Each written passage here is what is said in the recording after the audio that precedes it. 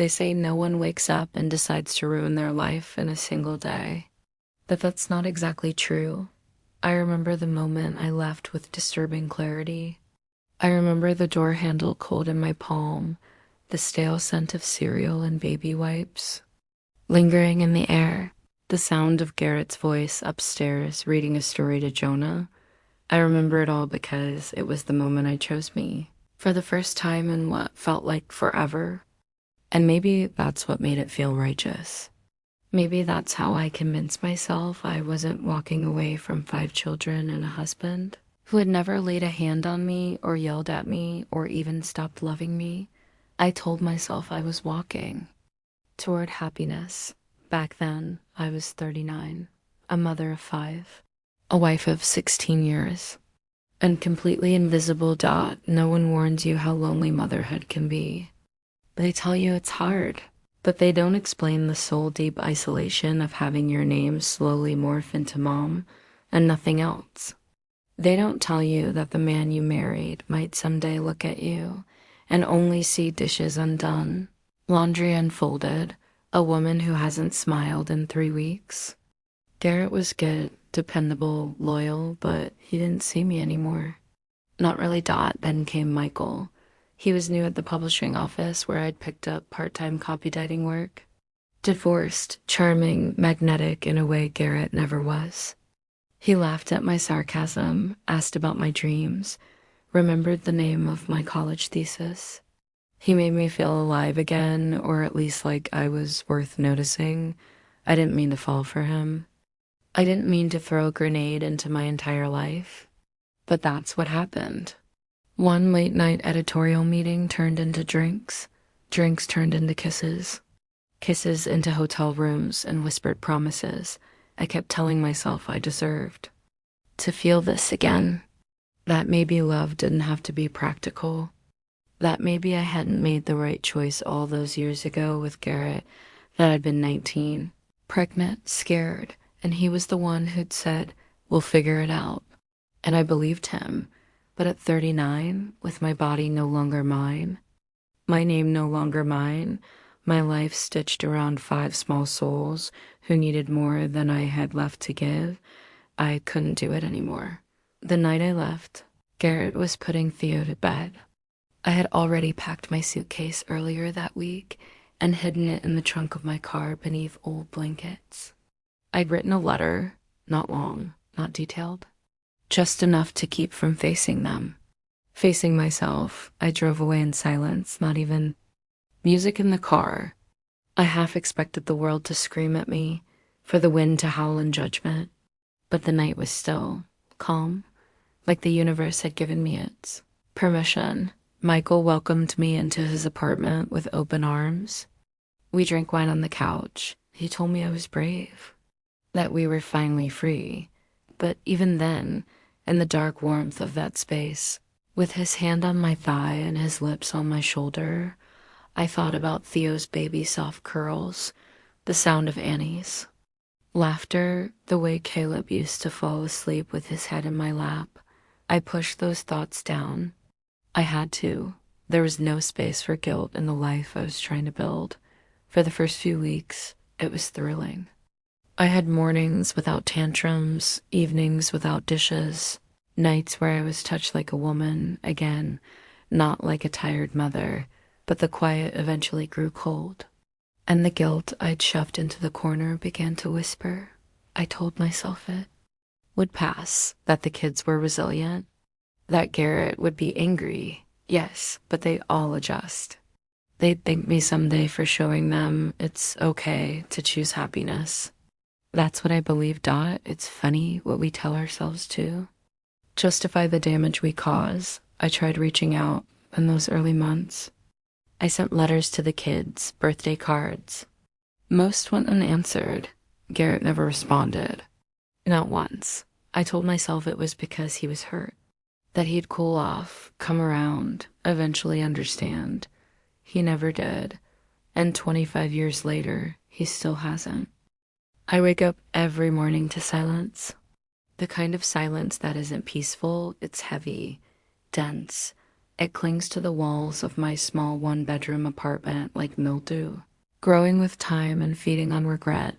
20-5 years have passed since I left. I'm 64 now. The mirror shows me soft jowls, thinning hair, and eyes dulled by years I can't get back. But my mind still clings to the woman who once believed she was reclaiming herself. Sometimes I envy her naive courage. Sometimes I hate her. Michael left me 10 years ago, or maybe I left him. It's hard to tell now. We stopped being lovers long before we stopped being a couple. There were no children between us, no vows, just two people who mistook shared loneliness for love. Eventually, even that wasn't enough. Now, it's just me. No husband, no children who call. No Sunday dinners or birthday messages. Just silence. Tried again last Christmas. I sent cards to each of them, Annie, Caleb, Jonah, Rachel, and Theo. Handwritten notes in each one, short but sincere. Thinking of you, I wrote. I'd love to hear your voice again. None of them replied. Annie's was returned unopened. I sat on the kitchen floor that night with a glass of wine. I didn't really want and reread every sentence I'd written. It felt like talking into a locked room, hoping someone on the other side would press their ear to the door. They didn't. Sometimes I wonder what stories they tell about me. I doubt they speak of me at all. Maybe I'm a ghost. Maybe Garrett erased me with such precision that I don't exist in their family history. It would be easier that way. Marissa, my oldest friend, one of the only ones who stuck around after the scandal, still calls every few weeks. She tells me about her grandchildren, her church events, her husband's gout. She pretends not to judge me, though I know she does. She never says it out loud, but it's there in the pause between her sentences, in the pitying tilt of her voice. You should try again, she said during our last phone call. Rachel has a baby now, right? Reach out, try her. That stuck. With me. Rachel, my youngest, the one who was still in diapers when I walked out.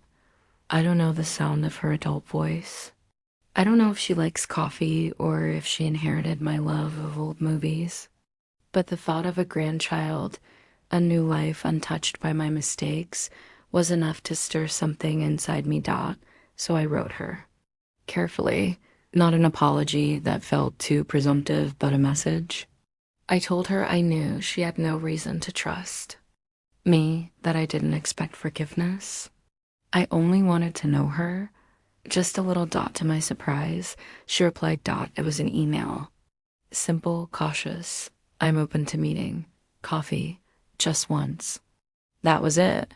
No warmth, but no hostility either. I read it a dozen times before I answered.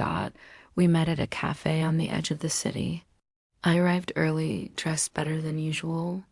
Slacks, soft makeup, a scarf I hadn't worn in years. I didn't want to look like a ghost. Rachel walked in exactly on time. She was taller than I remembered, with sharp eyes and a calm demeanor. She held her baby, a boy, in a sling against her chest. For a moment, I couldn't speak. I wanted to reach out, but I didn't. Hi, Mom, she said. The word hit me like a stone to the chest. We talked. Not about the past, she made it clear. That wasn't on the table. But we talked. About her job as a nurse. Her baby, Isaac. Her husband, Matt. Her siblings' surface details, nothing too deep. She mentioned that Jonah had moved to Chicago, that Annie was doing well, last she heard. I didn't push. I didn't beg for more. I just listened, but then she said something that hollowed me out. Dad never talks about you. I blinked. Never? She shook her head. Not once. Not even when we asked. It's like you ceased to exist. There it was. Confirmation of what I'd feared, but worse. Not only had I become a ghost, I'd been erased. He's still in the old house, she added. Still wears his wedding ring. I didn't know what to say to that. I still had mine too, though I hadn't worn it in decades. It sat in a drawer, tucked in a box of things I didn't have the courage to throw away. Rachel looked at me, then really looked at me. "I didn't come to forgive you," she said quietly. "I came because I wanted to see who you were.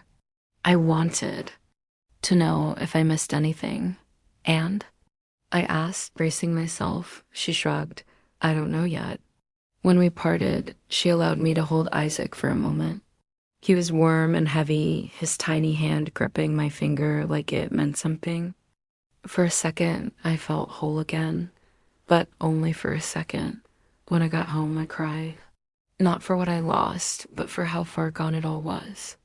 How even if I did everything right from this moment forward, I'd never get back what I left behind. I would never be the one they turn to in moments of fear or joy. I would always be the woman who left. Still, Rachel's message sat in my inbox like a flickering light in a long corridor.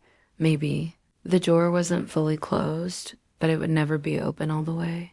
Asterisk, I didn't sleep the night after I saw Rachel dotted. Wasn't sadness, exactly, or guilt. I'd been living with both for so long, they no longer disturbed my sleep. What kept me awake was something subtler, annoying feeling.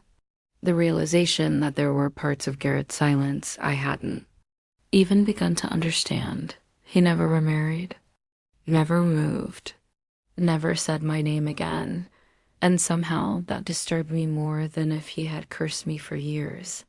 I could have made peace with anger. It's loud, visible, cathartic. But silence? Silence is a weapon with no fingerprints. I kept replaying what Rachel had said. He still wears his wedding ring. I hadn't known that. I'd imagined Garrett moving on quietly, maybe with a stern-faced woman who baked casseroles and helped raise the kids.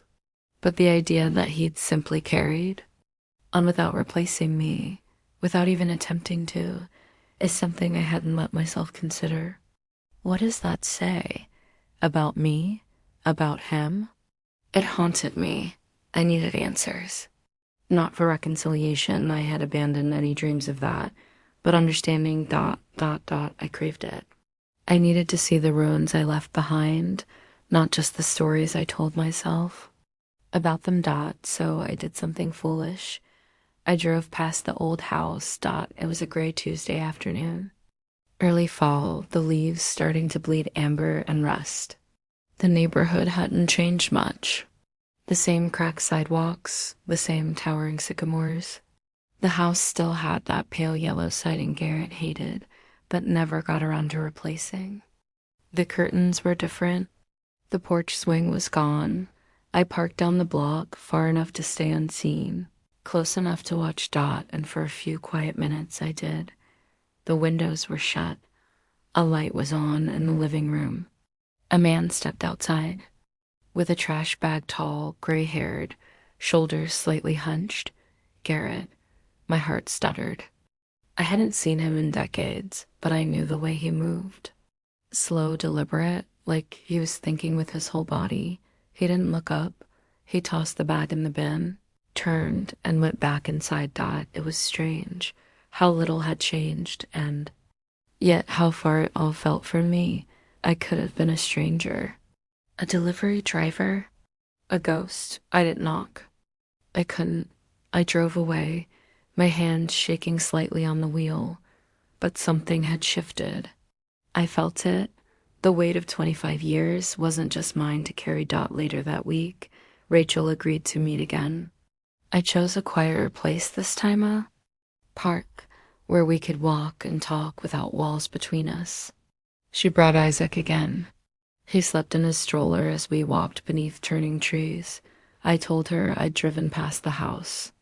She didn't seem surprised. "Did you want to go in?" she asked. "I don't know," I admitted. "I don't think I deserve to." She was quiet for a moment, then said, "He had an accident." "Did you know that?" I stopped walking. "What kind of accident?" She didn't meet my eyes. "You didn't know?" "No, when?" "About a year after you left. Car crash. He was hit head-on the way home from work. They thought he wouldn't walk again." I couldn't breathe. He spent months in recovery. she continued. Caleb was 15 at the time. He stepped up, took care of the younger ones. Annie basically ran the house. Garrett refused to let anyone call you. Why? I whispered. Why wouldn't he tell me? Rachel looked at me then with something that wasn't quite anger but close, because he thought you didn't care. And maybe he was right. Her words struck deep, but I didn't argue. What could I say? That I would have come back? That I would have dropped everything for a man I'd just shattered and children I'd abandoned? I wasn't sure I would have Rachel soften slightly. He got better, but something in him broke that year. Not just his back, something deeper. He became quieter, not mean. Just closed off. I wanted to ask more, but she shook her head. He's not the same man you left. Neither am I. As we walked back to the parking lot, Rachel paused. He's not angry, you know. At least not in the way you'd expect. He doesn't rant about you. He just doesn't let you exist. That somehow was worse. Before we parted, Rachel handed me something, a small photo worn at the edges. It was from before I left. All 5 kids crammed on the couch, Garrett in the middle, holding Theo on his lap. I was behind the camera. You can keep it, she said. I found it in an old album. I held the photo all night, stared at it until I couldn't. It felt like holding a life that had been quietly archived without my permission. There are wounds that never scab because no one ever says the words that would start the healing. This was one of them. The unspoken things, the accident, the pain, the silence. And I couldn't shake the thought, if I had known, if someone had called me back then, would I have returned? The cruelest part was this. I didn't know the answer. It started with an email, subject line, hope you're well. It was from Michael. I stared at it for hours before opening it. His name alone stirred something strange in me, not longing, not even anger. Just a dull ache like an old scar pressed. Too hard. I hadn't spoken to him in years. We hadn't parted with fireworks, just slow disinterest and a quiet decision not to keep trying. The message was short. Hi, Celeste. I heard from a mutual acquaintance you're back in the area. Would be nice to catch up if you're open to it. Hope life's been kind.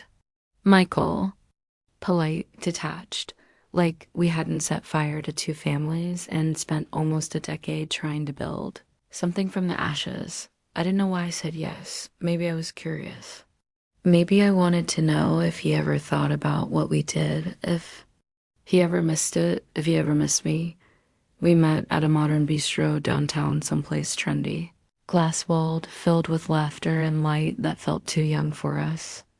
Michael looked older, of course, thinner. Gray had crept into his hair, but his smile was still sharp, his presence still too smooth. Celeste, he said, standing to hug me. I let him, even though it felt like hugging a coat on a hanger something. Familiar but no longer warm, we made small talk. He told me he'd remarried 6 years ago, a woman named Claire. Younger, successful. They had a daughter together. I listened politely, nodding, smiling where appropriate, but something in me kept pulling back. Not from jealousy, I felt none, but from a deep, creeping sense that the man across from me wasn't who I remembered. Or maybe he never was. I was surprised to hear from you, I said. I didn't think we had any mutual acquaintances left. He chuckled, sipping his drink. Oh, you know, word travels. I heard you were trying to reconnect with the kids. That caught me off guard. I didn't realize you kept tabs. He shrugged. I keep my ears open. There was something smug in his tone, something that made my stomach twist. I searched his face for regret, for any sign he carried, even a fragment of the guilt I bore every single day, but there was nothing. I've been thinking a lot about those days. I said carefully, about how things fell apart. Michael tilted his head like I'd asked a philosophical question. It was inevitable, I think. You were miserable. I was lonely. We did what people do. I blinked. That's all it was to you? Loneliness? He met my gaze, unapologetic. What did you think it was? I couldn't answer. For years, I had clung to the belief that what we had was real, that I'd left my family not for a fleeting affair, but for a deeper connection, something transformative, something worth the wreckage. But he looked at me now, like I was just a chapter he'd already closed, a mistake he could afford to forget. Do you regret it? I asked. He paused. I regret the fallout, but us, no, we had fun for a while. I laughed, bitter and sharp, fun. He didn't notice the sting in my voice, or didn't care. After dinner, he offered to walk me to my car. I declined Dot as I drove away. Tears came not from heartbreak, but humiliation. I had given up my life for him. My children, Garrett, a home, and for what? A man who spoke of our affair like a summer fling, who remarried and started fresh while I withered in the shadow of my choices. The truth settled over me slowly. I had been a placeholder, a rebellion, detour from his loneliness, and I had mistaken it for love. When I got home, I opened the box I kept buried in the back of my closet. Inside were old photographs, folded letters, cards from birthdays I never attended. And at the bottom, a journal I hadn't touched since the year I left. I flipped to the last entry. I don't know if I'm brave or just selfish, but I need to believe this pain leads somewhere. I need to believe I won't regret this. I stared at the sentence until the words blurred. The mirror had cracked. Not just my view of Michael, but of myself. For so long, I'd told myself a version of the story where I was chasing freedom, following my heart, refusing to settle. But what if I had simply run away? Not to love, but from responsibility, from exhaustion, from my self-doubt, and worst of all, I had done it with a man who never really saw me. Just like Garrett hadn't, just like I hadn't seen myself. I placed the journal back in the box and closed the lid. Some truths are like broken glass. They don't just hurt when they shatter. They keep cutting long after. Asterisk I didn't expect. To be invited to the funeral, Dot, it was for Linda Harris, a neighbor from the old block. She used to host summer barbecues when the kids were little. The kind of woman who remembered birthdays and always brought store-bought cookies to every PTA meeting. I hadn't seen her in over 2 decades, but somehow word reached me. Maybe Rachel mentioned it to someone. Maybe Garrett did. I told myself I wouldn't go. I sat with the dress laid out on my bed for nearly an hour, fingers tightening around the fabric like it might offer an answer. In the end, I went.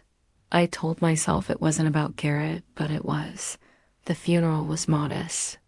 A small church outside the city, familiar enough to sting. I took a seat in the back, avoiding the eyes of those who might still remember me, who might whisper, "That's her, the one who left." And then I saw them. Caleb walked in first. Tall Mal with a sturdy build and a face shaped by time and fatherhood. He was followed by Annie, poised, eyes sharp, chin lifted. Jonah, Rachel with her husband and baby in tow. And then Theo, grown, unfamiliar, a man now. A stranger with my eyes. They didn't see me at first, but Caleb did. He paused when his gaze swept the back row. For a brief moment, we locked eyes. There was no anger in his face, no smile either. Just a look that said, "I see you." I remember Dot after the service. I stood outside alone, watching the mourners file out in clusters of black. I didn't expect anyone to approach me, but Caleb did. He stood beside me in silence for a moment, hands in his coat pockets, shoulders slightly turned away. He didn't look at me when he spoke. "You've aged," he said, not cruelly. "Just honest," I smiled faintly. "So have you," he nodded. "You still live alone?" "Yes." Another pause.